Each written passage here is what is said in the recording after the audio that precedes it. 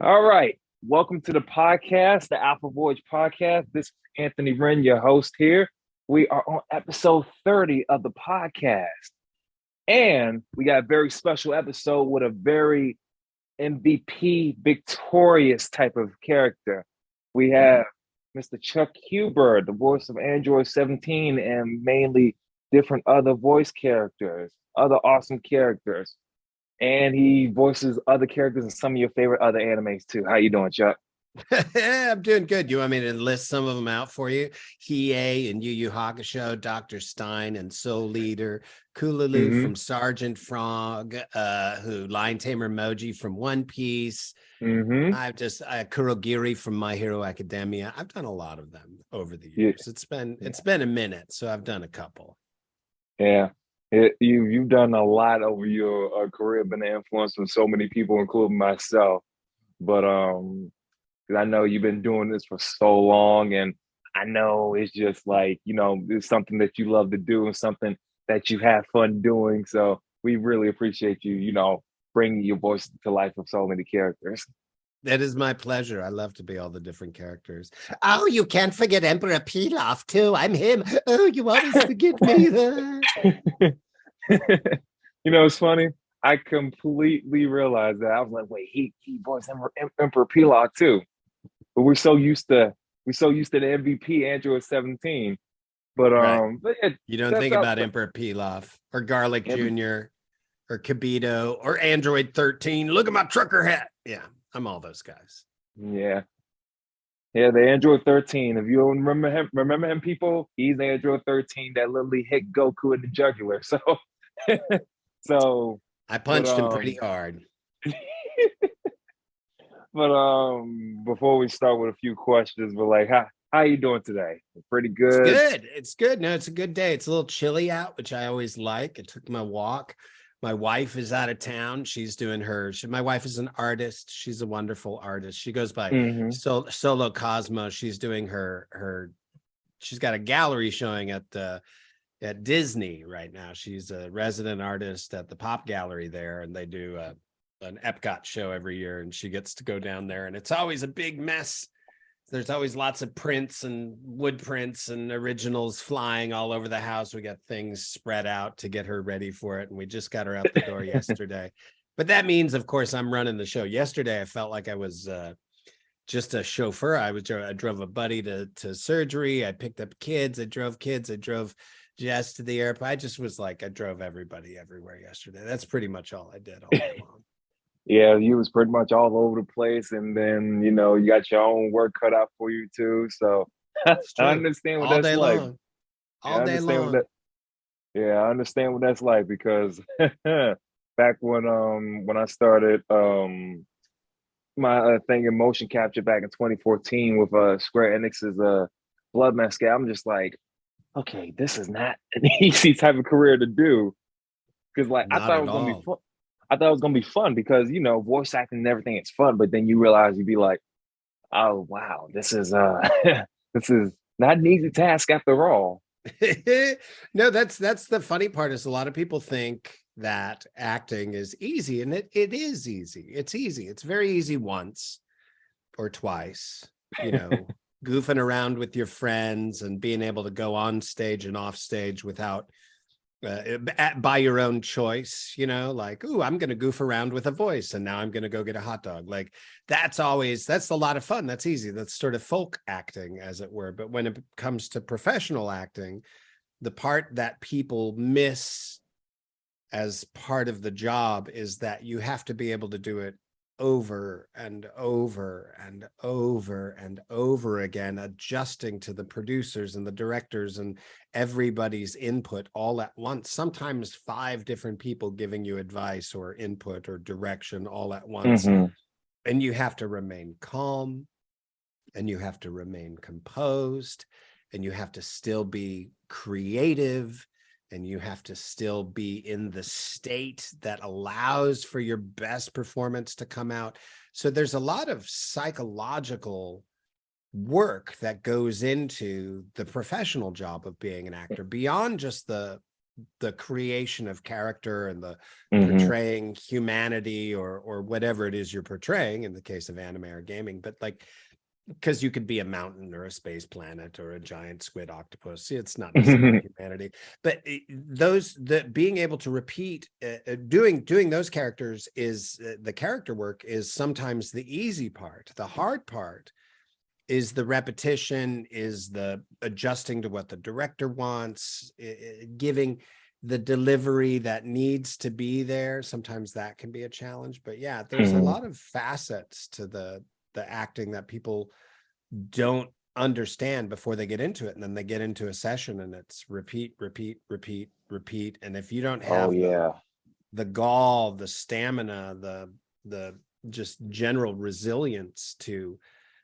stand up time and time again after failing time and time again, you're not going to make it as an actor. And that's okay. Not everybody should make it as an actor, but for those of you who want to, you have to practice. You have to practice and put in your time until your confidence is at a level where you're certain you can do the job.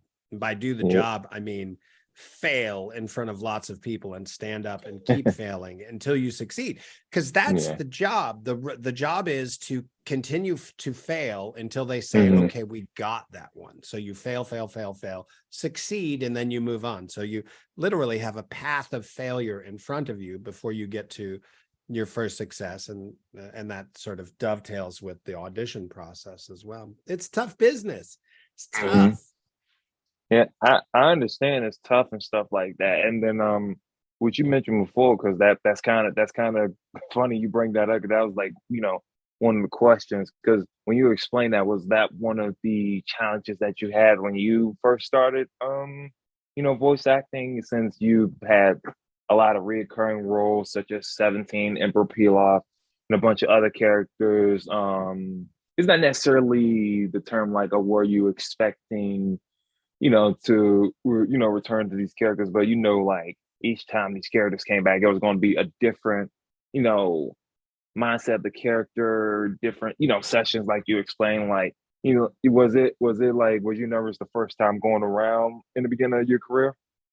I was actually less nervous at the very beginning at Funimation, because when we first started at Funimation, it was pretty much just goofing around, and it just seemed like goofing around. There were some sessions where you were trying to get it right, and it would get a little frustrating. But back in the early days, we were recording off 1/4-inch tape, and so that none of it was digital, so there was a lot more leeway. We didn't have to match the flaps as well. But then once we got into the digital QuickTime files, and we were recording digitally and able to sort of do take after take after take rather quickly, efficiently, then it became a deal where they wanted to get everything correct. And that added a new level of challenge. And I wasn't really nervous with that. It would get a little frustrating. But then when we came all the way back to Dragon Ball Super, where they resurrect Emperor Pilaf and Android 17, and especially with the arc that Android 17 ended up having, and have the whole world focused on it before you even go into the booth to record, because of course the Japanese came out first. So everybody knew the whole storyline, and the whole world was really excited about it. And then you haven't even recorded yet, so you know that there's all this pressure on you to do a good job. So that was another level to the challenge, was suddenly you knew you were going to be scrutinized to a degree that you weren't necessarily scrutinized before, because everybody's going to be like, you better do it right. And so you get a little scared, a little nervous about that, but not in a bad way. I mean, one of the things I teach in class, I teach online acting classes, and one of the things I teach in class is all about managing your adrenal responses to things, so that as you have one of those reactions like, I'm nervous, you turn that nervousness into a power, into an energy that is what makes amazing performances amazing, because they're seem to be lit up from the inside in a way that we aren't normally in life. And that's because normally in life, you are not, at the red line of your adrenaline, which is what you are when you're performing in front of a group of people. They've done studies, and landing a jet aircraft on an aircraft carrier at night taxes your adrenal system the highest. Right under that is public speaking. So as soon as you're speaking in front of a group of people, you're redlining your adrenal system, and to be able to perform with that type of power, trunked into the soul of it, you end up having really, really magical moments. And God forbid you do that on stage with a bunch of other crazy actors who are incredible and you all sync at the same time. Those are the moments that are just incredibly magical. Yeah, I completely agree with that because back when I was a kid in high school, I used to do stage plays and stuff like that too. So having actors and acting, kind of sync in one.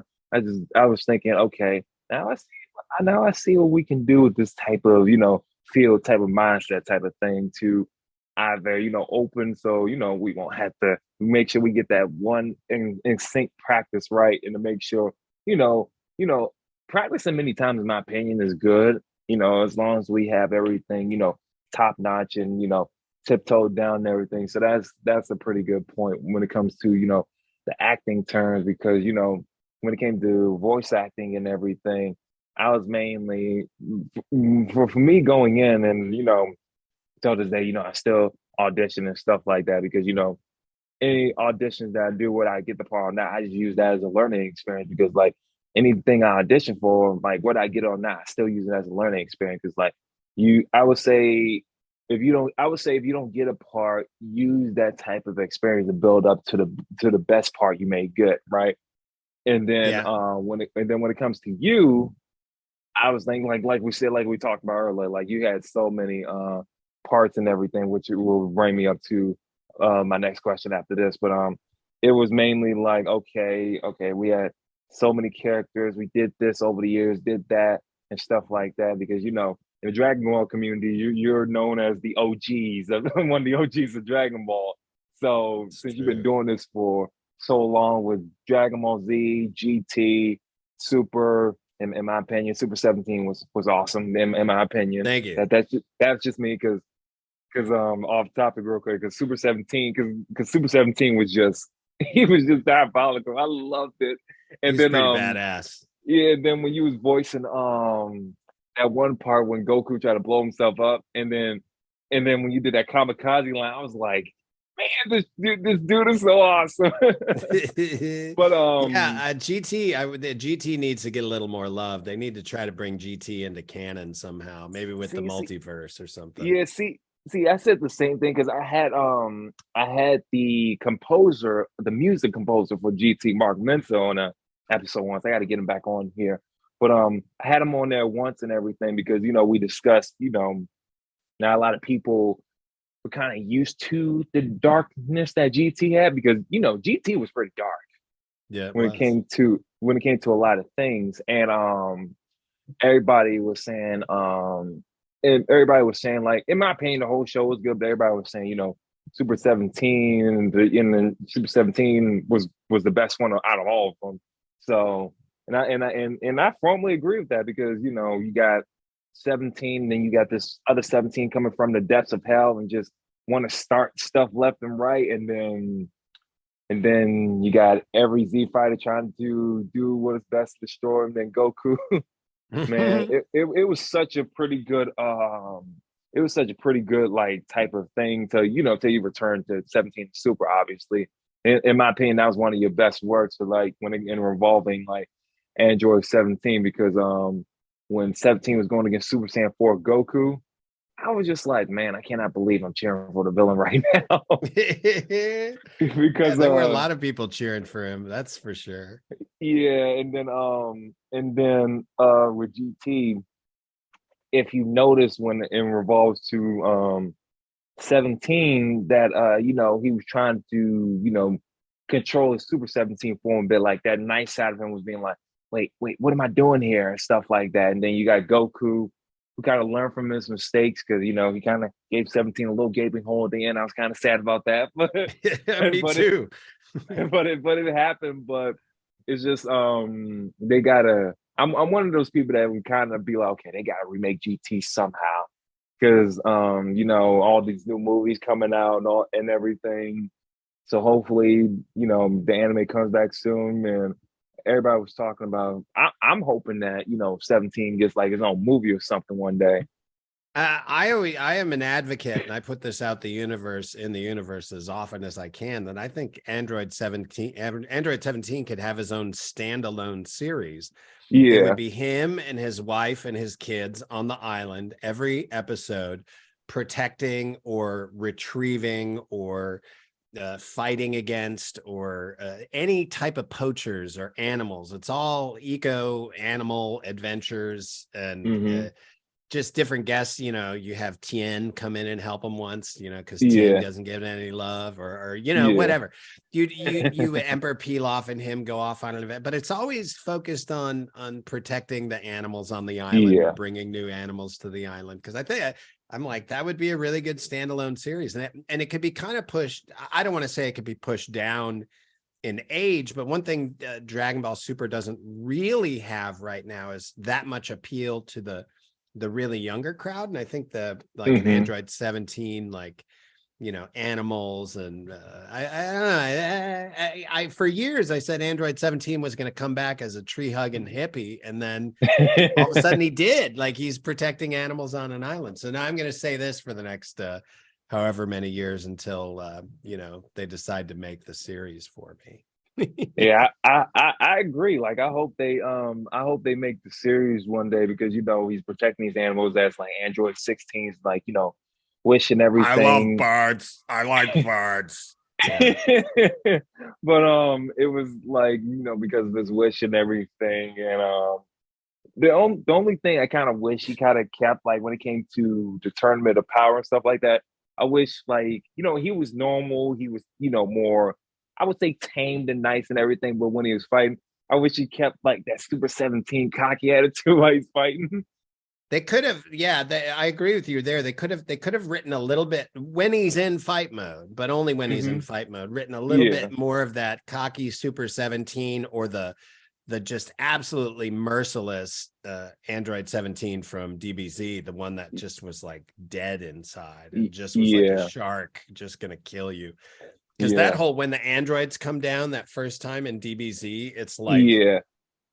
I don't know, it felt like Jaws, it's like dun Yeah. dun dun dun. You knew it was gonna get bad. You knew it was gonna get real Oh yeah, bad. it was gonna be crazy, because and everybody's opinion, because I'm sure you probably knew this over the years, because like that fight scene, that 17 and Piccolo, everybody's calling that fight like one of the best of all time. So, Yep.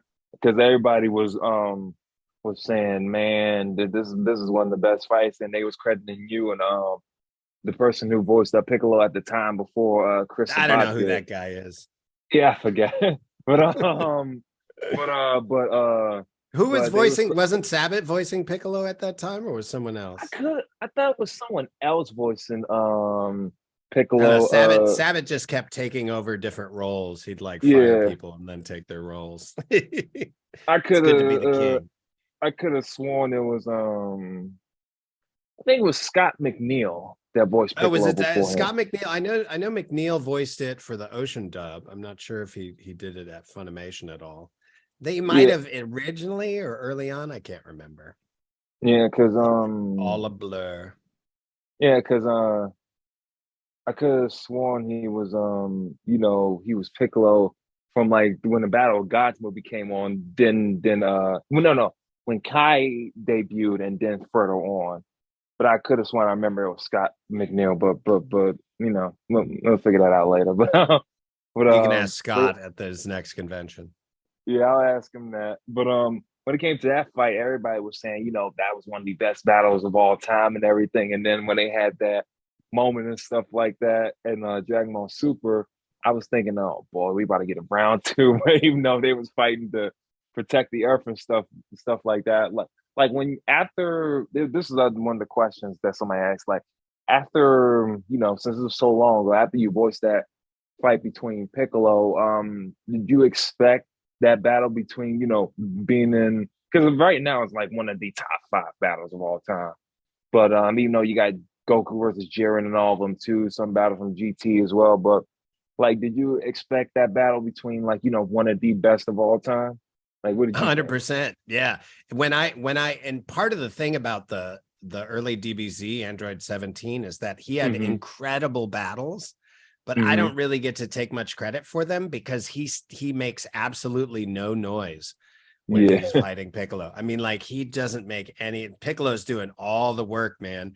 And all Android 17 maybe occasionally lands with a little, like, you know, just a little exertion, but none of the, none of that. Like, his arms and legs are flying, but there's no noise coming out. So I got to just sort of sit back with my coffee cup and just watch the fight go by and be like, man, I am crushing. So that made it even sweeter for me. Yeah, because like when I was watching that battle back in jeez, it's about to be 18 years since that battle happened. But what? When like that battle came out in, I remember the date. Like, it came out July 20 something 2005. Like, wow. It yeah, I said the same thing. I was like, wow, I like, you know, we like growing up watching Dragon Ball when the dub premiered like an old something. It's just like so long ago, like all those years as a kid, looking forward to on Sunday, be like, okay, who's 17 going to kill this time? but yeah, it was such it was such a good experience and stuff like that. And then not only that, Android 17 got one of the best gut punches, haymakers of all time. If you knew that as well, because everybody was saying, "Geez, why you gotta do Piccolo like that?" But from like watching that battle, I was like, okay, because first time I watched it, I was like, okay, either they didn't want to do any voice lines when Android 17 get hit, or he has unlimited stamina. He just doesn't care. And then we found out, he got unlimited stamina, which was pretty cool. But when it comes to, you know, just like voicing, you know, characters and stuff like that, like after you voiced 17, like back in Dragon Ball Z, like, did you expect him to get like that amount of love as a character so much, like at that time, or no? No, you know, and what's interesting is at the time I recorded all of the Dragon Ball Z and GT, and I never knew it was very popular. I didn't know it had started getting really popular with people. So I was sort of recording in the dark. I was real busy with raising kids. I had a bunch of little kids, and I had doing a lot of theater and doing some film work. And so I would record the Funimation stuff on the side, and I was always super stoked to get, you know, the call that they needed me in because it was good money. And so I was always like, yes, you know, because they would always seem to call at the right time, got some bill to pay, and you got Funimation's gonna, you know, throw me a bone and get me working again. And so I never knew like it was going to be that popular at all. And I mean, I still am kind of blown away by how popular it is, that you know, that everybody knows everybody knows Dragon Ball Z now. It's like a very rare person that hasn't heard of it, or My Hero Academia. Whereas back in the day, I could have said Dragon Ball Z and there would have been, nobody would have known it. And nobody would, you know, it wasn't popular. So to see this worldwide brand and to get to be a part of it is really, it's kind of amazing. So I'm just excited to see what comes next, you know? Yeah. I'm very excited because I'm just hoping, like, hopefully like the next movie they come out with, because in my opinion, like in this forum that I'm in, they was asking, you know, what movie would you love to see next? I was like, well, I want to see a movie on Android 17 fighting his strongest, you know, opponent yet. Like, you know, he fought Jiren and all that. It still managed to beat him thanks to Goku and Frieza and everything. But, you know, people want to see, like, you know, World War 17, more with, let's say, for example, Gohan and all of them, like more side characters that's not Goku and Vegeta and stuff like that. Because, that's funny that you say side characters, because there's a rapper called Deacon Rap, and I am. Oh yes, I know that. You know Deacon Rap, so I'm doing a rap with him, and it's called Side Characters. And it's all about the side characters. So I got a couple verses in there. One verse about Hiei and one verse about Android 17. And we were just emailing today, and I was like, because we keep trying to get together in his studio, and our schedules keep not lining up. We're aiming for, I don't know, middle of March. But I was like, man, if we're not going to record till then, let's throw a couple more verses down. So he's like, yeah, man, I'll write another one. You write another one. So now I'm thinking, I don't know who I should write it about. Maybe I don't know, maybe Dr. Stein. He's kind of a I cool was thinking that. character. I was thinking that. Or maybe Dr. Stein and Kurogiri. Kurogiri is a way side character. I was saying the same thing. I was just like, wow. And then and then now that I think about it, I've been watching you for so long. You, if I remember correctly, I could be wrong in the tally, but you did like 134 shows if I remember, because I think it's a lot. I'm over 250 now. I Yeah, think the total is over 250. yeah. So I knew my tally was wrong. But it's because the first definitely a time, lot, whatever it is. because the first time I heard your voice was, of course, Hiei from Yu Yu Hakusho. He's the best because Kuwabara is an idiot. He was though. He was because that was the first I ever heard your voice and everything. I was like, oh, it's this character that's voicing Hiei and stuff like that. And then when Android 17 came out, I was like, wait, is that Hiei? I was like, wait, is that Hiei right there? And then everything. And then that's how I was like, okay, I need to look at, more of your work and everything. And then like from 2000 and something till, now, I was just like, wow, okay, cool. Now, when it comes to like, what was it like, voicing, because like obviously Yu Yu Hakusho is one of the OG best animes of all time. Like, what was it like to you voicing like Yu Yu Hakusho, like in the anime and stuff? Yeah, the property came up as the first big property after Dragon Ball Z. So, of course, we all as actors knew that, and there were only like 12 of us acting there, and so we all wanted to get a big part in it. And so we were booking pretty hard for that audition. Everybody wanted to get a lead because it meant cash. Because like if you got a lead and it was 400, like you're going to be working a lot. It's going to be for months and months and months. You're going to be banking extra cash on it. And then apart from that, it was a cool anime, and it had these 4 really awesome lead characters. And I auditioned. I wanted Yusuke because he was the lead. Yeah. And that's kind of, you're like, I want the one with the most lines.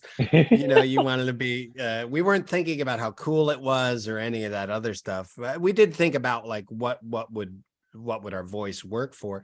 And point of fact, I could have done any of the 4, but my voice is obviously more suited towards Hiei. And so Hiei was just, he was a blast. I didn't know I got him because he doesn't show up till episode 5 or episode 8. I can't remember. I think it was episode 8. Episode 8, yeah. So Stein comes in episode 5. So, but they direct the show in 4 episode blocks. So they'll block out 8 weeks or 6 weeks for these 4 episodes and call all the actors in, and they and I knew that first call had gone out for Yu Yu Hakusho, and I didn't get a call. And I was like, I was so depressed. I remember that was when I was like, man, I thought for sure I'd be on that show. I thought for sure. And then the next month or next like 6 weeks later or whatever, they called me in. They're like, we need you for this role, Hiei. And I was like, oh my God, I got one of the leads. I didn't realize that I thought everybody would have come in the first episode, and I didn't realize he came in later. And I was like, by that point, I didn't care. I was just happy to be part of the show. Yeah, absolutely. And then Hiei turned out to be he's one of my favorite characters I've ever done. He's really, he's interesting. He's complicated. He's got a really cool personality. He's got cool powers. So he's a lot of fun. He's right there too. Look at him. I see him in the back too. That's pretty cool. Hiei right there. Yeah, that's pretty cool. This one here is on an album, and it's a graffiti artist And Hmm. so I get a little Hiei graffiti art there, which is kind of fun. That's nice. That's nice. That's nice. When it comes to, and a lot of animes or whichever, and then going back to Dragon Ball here. When it comes to a lot of things or whichever, I remember you brought up not too long ago. When it came to 17, you didn't expect them to be that much of a love character, but ooh, and because another person asked this, when it comes to 17, like what character would you in any other animes that you voice would you compare like the current 17 to like to any other characters that you voice, whether it was past, present, or any future ones coming up? Like how awesome it is, or his actual Or character? I'm not sure I understand. I think they meant their actual character, but I was thinking at first like how awesome the character is, but I think they mean like their actual character, like how Who is 17 is 17 like? now. Yeah, because he's a good guy now, but just with a Yeah. little bit of an attitude. I don't know. I don't know. I can't think of any other characters that he's like. I mean, Dr. Stein kind of comes across as a bad guy at first, but then turns Hmm. out to be a good guy, but he's still very stoic in what he feels about his teaching style. I don't know. 17's I think that's part of what makes him interesting. He's a really unique character. In some ways he's the Terminator in Terminator 2, where he turns into a good Terminator, Yeah. because he's definitely a Terminator. But yeah, I don't know who else I'd compare him to. Yeah. Because somebody asked me that question as well. I was like, well, I didn't voice that many characters, but okay. And then I thought about it because I was finishing rewatching the GT, then I started rewatching Super the other day. And then I was thinking like, as an author wise and stuff like that. I was like, what character does 17 reminds me of? I was like, well, he doesn't hold back when he's fighting. He has an attitude whenever he I was thinking of that one scene where that one, Kakunza was beating up 17. He's like, dang it, these remind me of the animals.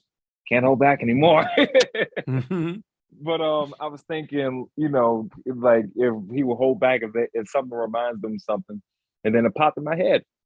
My own main character. So I was like, oh wow, okay, you got two characters with nothing to lose. Very brutal when it comes to fighting, and yeah, they just don't care sometimes. Like they care about people that they're close to, but like when it comes to other things, be like, I don't care. So in my answer, that's my character because I can show you here myself, but Yeah, show me what character is this? Is this so I've been making this character since 2000 and since I was a kid, right? all But I right? always change his story every now and then. His name is Ari Remo Jidoto. So he's a descendant of the White Wolf god or whatever and stuff like that. But he's also I don't know if you can see this, but eh, I'll send it to you, but doing email. Nice, But yeah, I'll send it nice. to you in email. But he's more of a descendant of a wolf god or whatever stuff like that. And then he was waking up from being frozen alive for tens of thousands of years. So he's waking up in the world with fallen angels, devils, uh, angels, all that. So he's just waking up in a new world where these species didn't exist. Well, they existed back then, but he didn't know about it till now. So he's kind of branched into a new type of world and everything. And he's just trying to figure out, what happened to his family, what happened to his wife and everything. Because in the final battle of the first forthcoming, basically, that's like the first season or whichever, he killed the dude that he was responsible for killing his wife, but they got stuck in the icy depths that nobody can get out of. But somehow lucky he got out of it thanks to somebody else. So as of right now, I kind of took a break from like drawing the manga and everything, but as of right now, he's kind of going through his villain phase right now because only reason he turned to a villain is because he needed to get into a group to figure out more on this person to get to the main person that he's after. So he's kind of going through his villain phase right now because I just finished the design of his long haired self. So I just finished that design, and this was after the battle of this was after the battle of Pripyat. So yeah, a lot of people a lot of people got killed thanks to him. So it Sounds was good. Sounds good. How you've been working on it since you were a kid? What's the project? What stage is it at right now? so the Is it stage the stage it is at right now because like I want to get it to like a Japanese publisher, which I'm talking to right now and everything. So it's like it's not one of the big publishers and stuff like that. Even though I did receive an email from like Kotaku and everything else too. I received an email from them and stuff like that. So this is mostly focused on publication right now because over the years some things happened where I lost like a lot of like chapters and stuff like that. So I had to rewrite a bunch of stuff. But above all, the main thing that's just focused right now is publication because I have my own thing. It's not in this house specifically, but at my other place, I have like if I'm thinking tally correctly, is about I have 49 chapters because like I have like all a right? set of 300 pages lined up. One 300 pages, one volume. Another one is another volume. Another one's another volume. So because if I'm going to explain each chapter, it's going to be a long episode Right. because I want to be like one of the animes, one of the first animes in history, like that just be like hour to hour episode each episode, even though that's going to cost a lot of money. Don't get me wrong or whichever, because the character himself, I'm gonna shorten this out, but like the character himself, he's like, he's a nice guy, but like he's a very silent character. Like he's very silent, but once he gets to know you, he'll open up more. He doesn't trust anybody, but if he sees like you're very, you're very, I would say protective of him, but you be there for him through like the craziest moments and craziest battles, and he'll see you as an ally and stuff like that. And he's very violent on the battlefield, just like 17 is. And then somebody was asking me, when it comes to the like anime, like what would you do? I was just like, well, because like I want to have a lot of voice actors, like whether it's OG, I want to have a lot of OG and a lot of new voice actors. And yes, your name did come to mind during that Of topic. course, it better. It better Here's the be. thing. Here's the funny thing. Your name was the actually when we had this discussion after the Japanese dub of the when Android 17's episode when he came back. And I was just like, who would you have voice acting wise? I was like, I looked and I was like, Chuck Huber's one. Chuck Huber's one. Chuck Huber's one. Vic's another one. Uh, um, Scott McNeil's another one. Mike McFarlane is another I one. love Mike McFarland. He's a J- great actor. Baby Vegeta, like Mike McFarlane, Jamie Markey, Monica. Like I would like have a lot of voice actors and stuff like that on there. And but mainly your name came to play and stuff like that. Because I was like, when it comes to voice my character, like I'd rather do myself, or if I can't think of a voice for my character, I was like, well, I gotta give it to someone I know that can bring out the violence side in him. But that kind of brings up another like question when it came to because somebody asked when it came to more of the like the psychotic side, like when Android 13, 17, and all the other characters that had those little psychotic moments, like was it hard getting into like those like specific moments? And what I mean by that is like get into like the character, like when the characters go psychotic and all this, and they I'm trying to figure out what this person meant, but I think he meant like, was it very easy getting into like a character's like mental break moment, something like that, if that makes sense. Yeah, I mean, that can be challenging at times. It's not really for me. You just Mm-hmm. kind of slip over the edge and just let yourself go there for a minute. It can be Mm-hmm. challenging to repeat, like it's challenging to repeat high emotions as an actor. of any flavor, so that whether it's grief or despair or terror or, overpowering destruction, whatever it is, anytime you're at a heightened level as an actor, that's going to be a challenge to repeat, just from a physical stamina, a physical mechanics standpoint. It's like, would you rather, be dealing cards around a table and acting, or would you rather be doing acting that is, incredibly heightened? And well, you'd like doing the heightened stuff, but if you were tired and you're like, oh, I don't feel like bringing the heat today, acting around a table still takes focus, but it just takes a little bit more controlled focus. And especially in anime voice acting, it is the dial is turned all the way up to 11 in anime. I mean, there aren't many other art forms that take it to that level. The professional wrestling does. There's to some extent, some of the horror films do, take it to that extreme screaming, torture, yelling level. The video games do, especially any sort of combat or zombie video games. Those can bring it to that level. But anime is the main place where it is.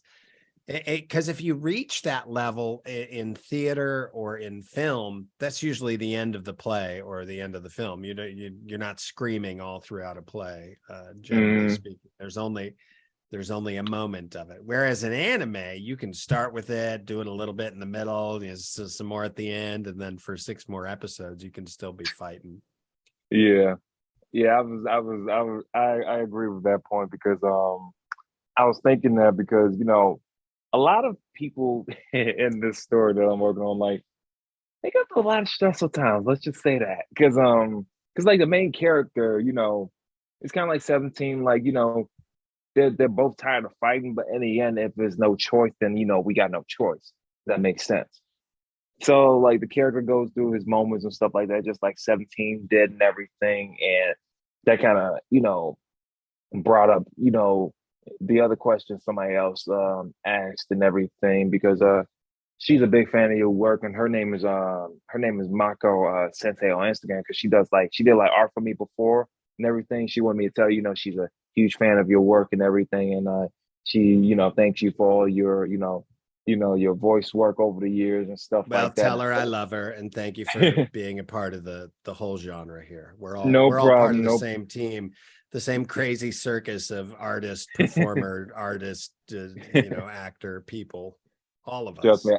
Yes, we are. I will let her know. But when it comes to that, because she based one of her characters on 17 as well and everything, and she just loves your work in general. Because like I told her when I come on here, to interview you and stuff as well, that she was like, "What, you interviewing Chuck Huber?" I was like, "Yeah, I'm interviewing the main OG himself." So like she got jealous at first. I think she's still mad at me, maybe, but we'll see. But what's her name? What's her name again?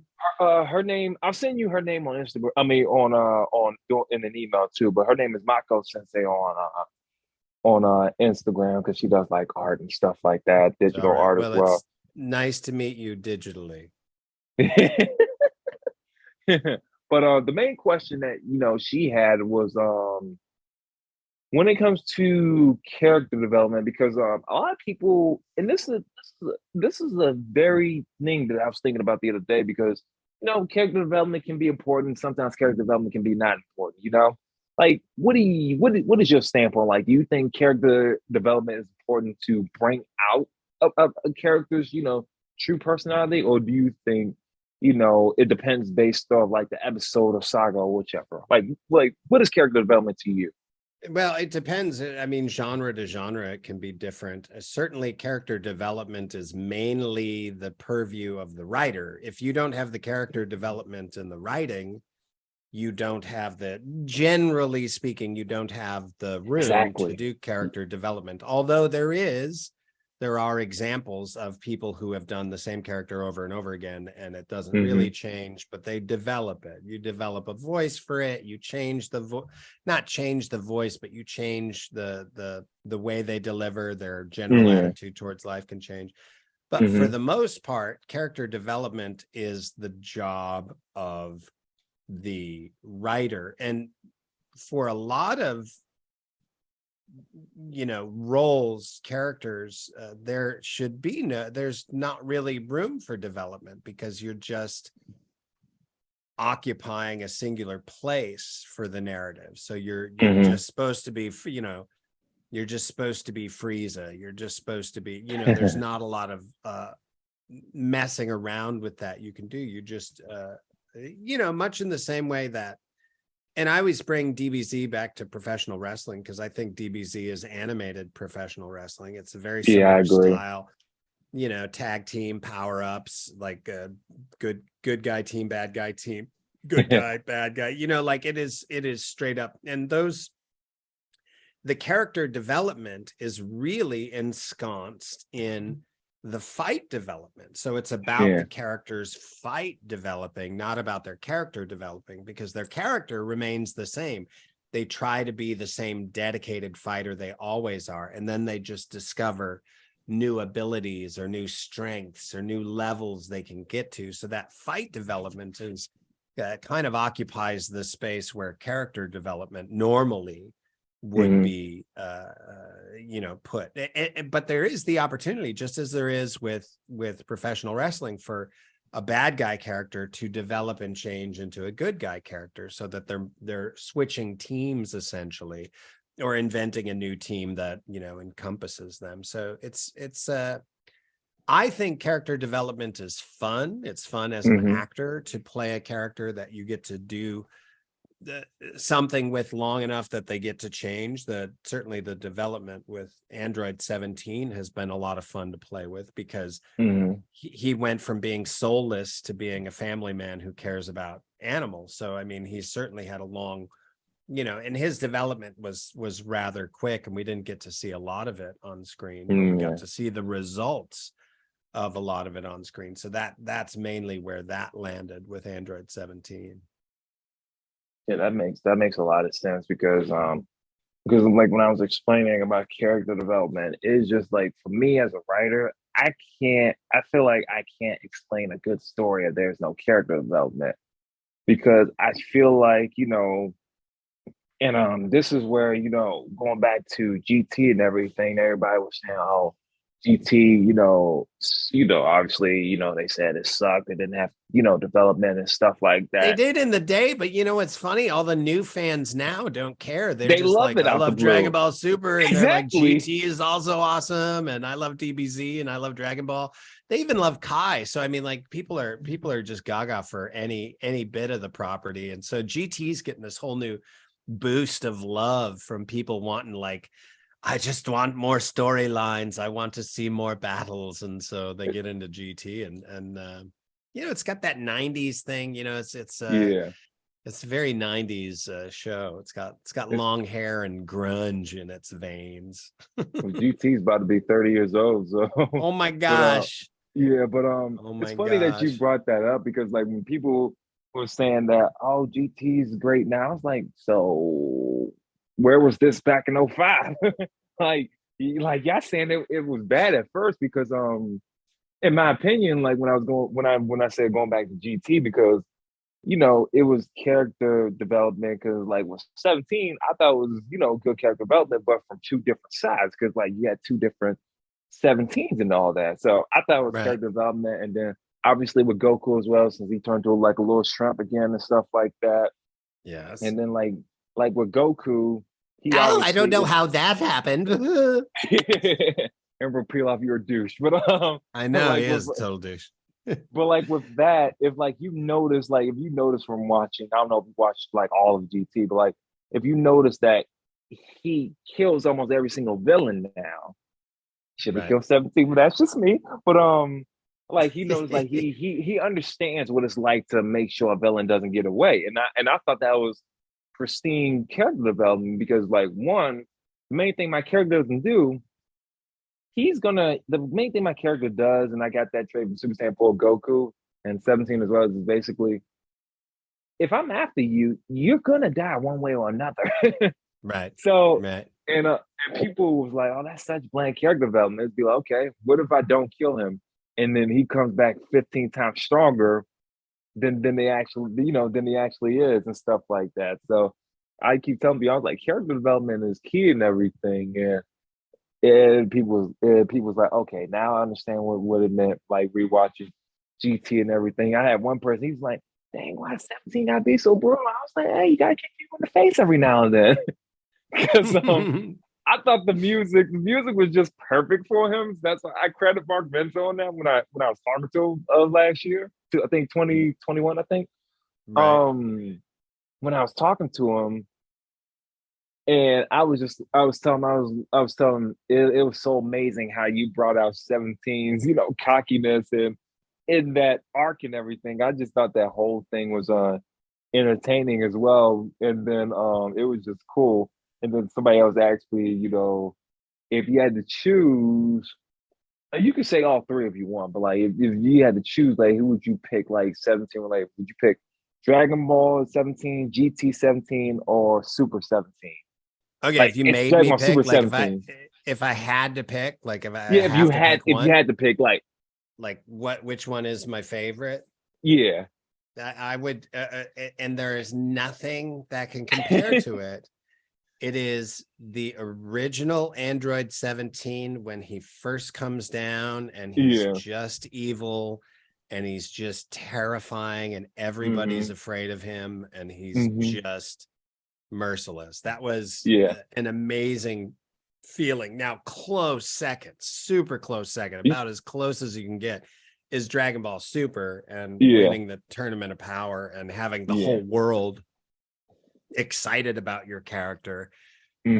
That was an amazing feeling, and Yeah. career wise, obviously Super's been very good for us, so I have Yeah. to give honor and respect to Mhm. the new property and the new ones that come out, so all Yeah. hail to Toriyama and what they're doing there with the Dragon Ball Z. But that original, Yeah, the when he original comes was just, down this and is just, always number one. oh, he's just destroying it. He's just like a shark. You just Yeah. think there's no stopping this. He's not going to be stopped at all. And it's true. Yeah. Then Till Cell sucks me up his tail, which totally surprised me. I remember I was being so mad. I was recording it and I was like, wait, that's it? I'm done. I'm like, that is just terrible. How really? That's it? Because I had no idea it was coming. And then suddenly it was over. And I was like, well, you should have warned me. I remember being pissed. I was like, you should have warned me this was coming. the funny thing though, when they showed the new movie, I don't know if you have seen the Dragon Ball superhero movie yet, but I have not. I have not. yeah, with the new oh, I shouldn't say anything. Okay, have you seen the trailers at least? Yes. Okay. So they brought back, like a gigantic version of Cell called Cell Max. Right. Okay.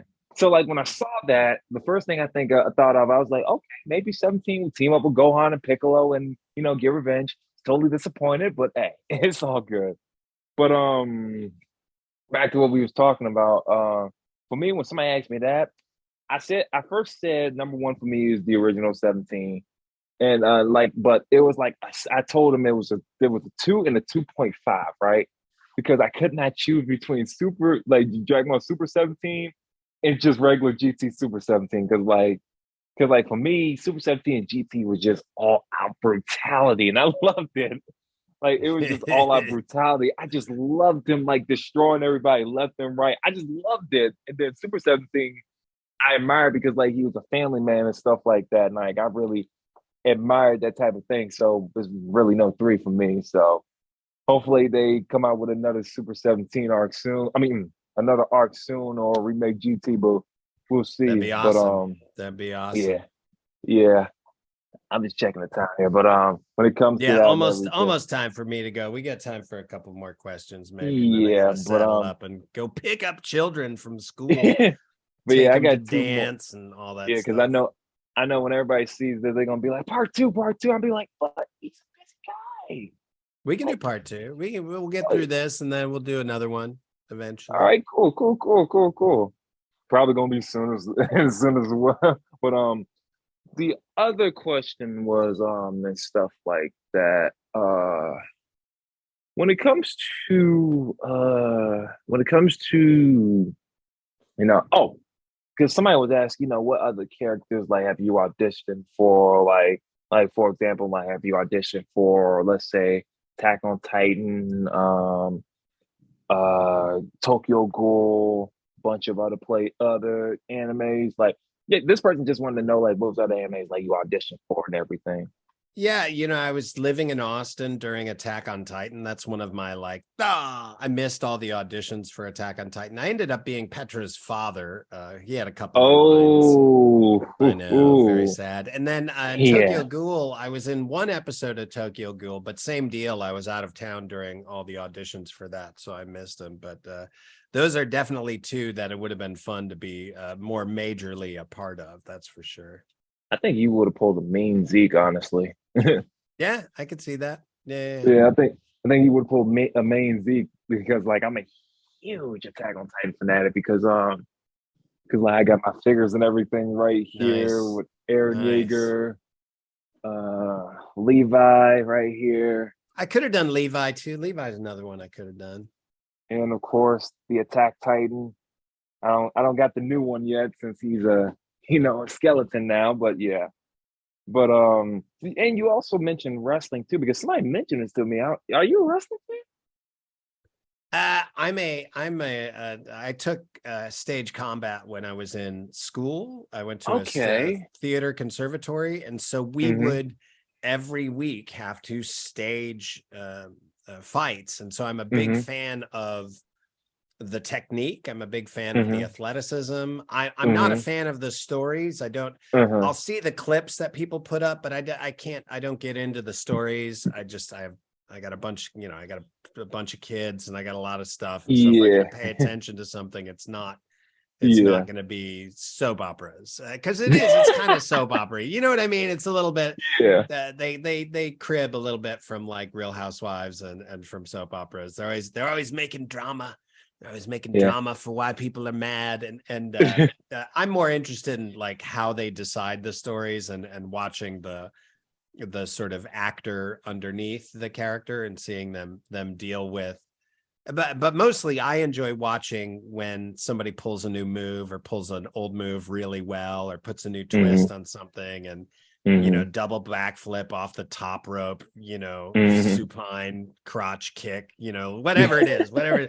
They end up with some amazing stuff. There was one I saw where Yeah. he drove in with a bulldozer and lifted up the whole ring and threw the guy out of the ring with the Oh bulldozer. yeah, I was yeah, like, that was Brock yes. Lesnar. Yeah, Brock Yeah, I Lesnar was did like, that to that was Roman dope. Reigns. Yeah. So anytime they pull any of that new stuff with like a big bowl of ice or fire, someone's got a flamethrower, someone comes in with garbage cans. Anytime Yeah. they're throwing new fun props in, I'm like, oh, this is fun. Because when we used to do stage combat, we love to do that too. We're like, let's do a fight with a garbage can lid and an iron. And so you're fighting with these cool objects instead of the broadsword or the rapier dagger or whatever it is. Yeah.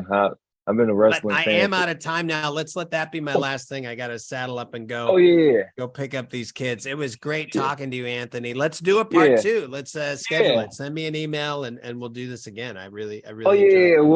it. I'll send you an email as soon as possible. Once I And finish editing this, but for hmm? anyone interested in classes with me, you can just email me at fireflyworks@gmail.com and get you the information, or go to chuckhuber.org and it's got all the information on there. So I'm All always right, interested you in heard. new students. All right, you heard it, information from him. Make sure you check out his website. Send him an email if you want to get into voice acting classes and everything. Chuck, it was very good to have you on this episode and everything. Like I said, love your work and everything, and keep up the good work. I'll And do it. and I'll keep supporting you like I've been doing for close to 20 years now. So I appreciate it. I appreciate it. The no bosses problem, are no my fan. problem. The fans are my boss. That's what I always say. No problem, no problem. And I'm end recording.